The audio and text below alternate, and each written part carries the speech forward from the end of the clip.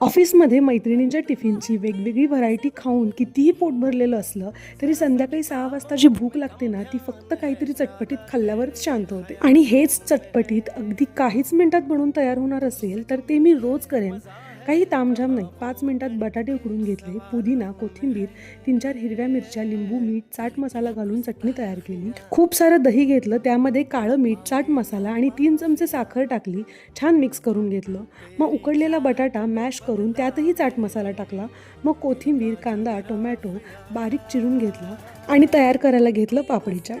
पापडी घेऊन मॅश्ड बटाटा, त्याच्यावरती पुदिना चटणी, कांदा, टोमॅटो, दही, भरपूर शेव टाकून पहिला बाईट खाल्ला आणि अगदी बाहेरच्या पापडी चाटसारखी बनली होती ही झटपट.